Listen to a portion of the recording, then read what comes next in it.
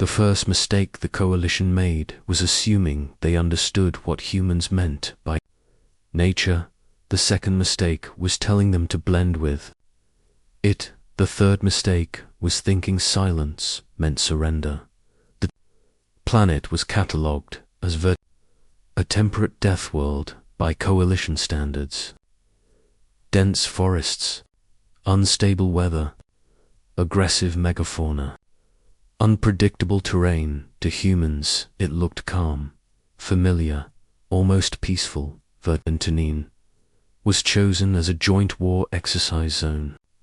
5 species, 1 objective: simulate a long-term ground conflict, test adaptability, test survival, test doctrine. The humans were late to the briefing. As usual, when they arrived, they wore no adaptive armor, no climate rigs, no pheromone masks, just fabric, muted colors, earth patterns. The Krenth commander clicked his mandibles in irritation. "Your camouflage is insufficient," he said. "The forest will expose you within hours." The human officer smiled, a small, polite expression. "We will adapt," she said. The coalition advisors scoffed. The Virexi relied on active cloaks. The Thol used biocolor shift skin.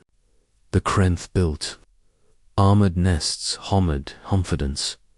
During the final briefing, the directive was issued.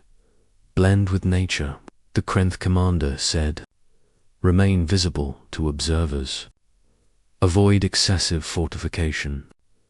This is an exercise, not a hunt." The human officer nodded. "Understood," she said. That was the last time anyone saw the human unit in the open day. 1. Orbital drones tracked all teams as they deployed. The Virexi shimmered into the trees. The Thol dispersed like liquid shadows. The Krenth dug in immediately. The humans walked into the forest. Then they disappeared. No heat signatures. No movement patterns. No radio chatter. At first, the observers assumed sensor failure. They recalibrated. They switched spectra. They increased resolution. Nothing. The humans were gone. "Impossible," said the Virexi analyst. "They lack active camouflage. They lack biological concealment," added the Thol observer. The Krenth commander narrowed his compound eyes. "Then they are hiding improperly," he said. "Continue monitoring." Day 2. The first sign of human presence was a scream. A Krenth scout vanished into the undergrowth during patrol. His vitals spiked, then stopped. Recovery teams found him suspended upside down, bound by woven plant fiber. Pressure trauma to the thorax. No energy discharge. No blade marks, only bruising and fear. Nearby, the forest looked untouched.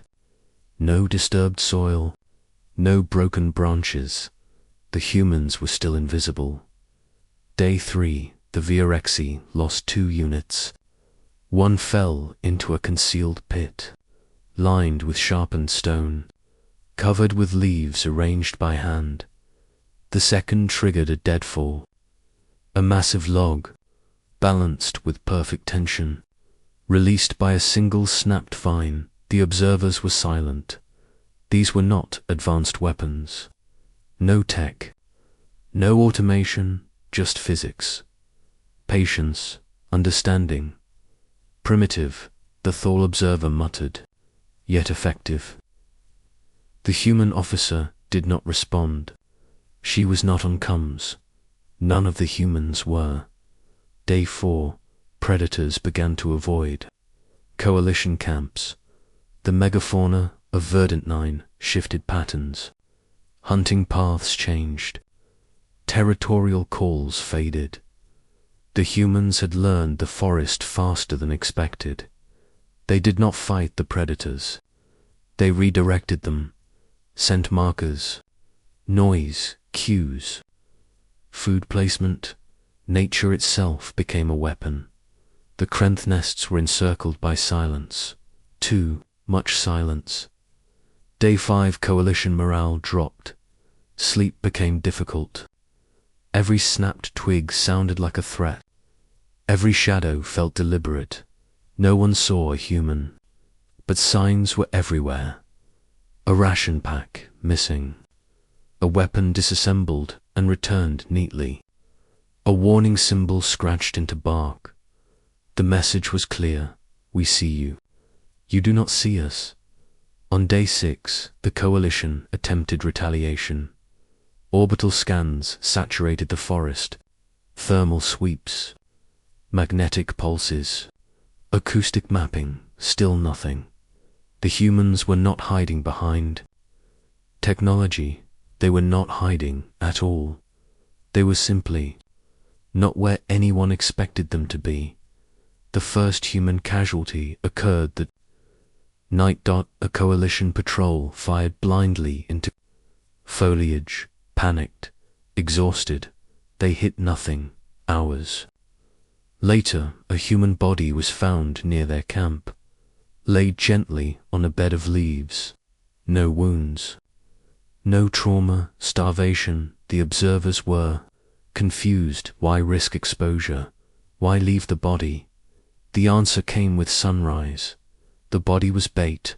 Predators descended, drawn by scent. Aggression, hunger.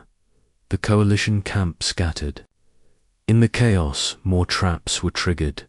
The humans never appeared. The exercise was suspended on day 7. The coalition could not locate the human unit, could not engage them, could not defend against them. Victory conditions were meaningless. The humans had not captured territory. They had erased presence. The forest belonged to them now. After extraction, the human officer finally spoke. She stood before the coalition. Council, composed, unmarked.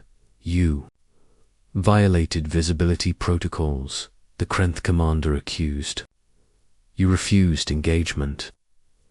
The human officer nodded. You told us to blend with nature, she said. So we did. The Virexi analyst tilted his head. You left traps. You manipulated fauna. You caused psychological collapse. Yes, she replied. That is warfare, the Thol observer said. Not blending. The human smiled again. Nature does not announce itself, she said. Nature does not seek permission. Nature waits. The chamber was silent. The coalition revised its doctrine after Verdantine humans were reclassified, not as adaptable, not as resilient, but as something else entirely, environmental, as SIMILA2RS, species that did not survive. Nature, they became it, and whenever a coalition commander now says the words blend with nature, they remember Verdant 9. They remember the silence, and they hope the humans are not listening. Asterisk.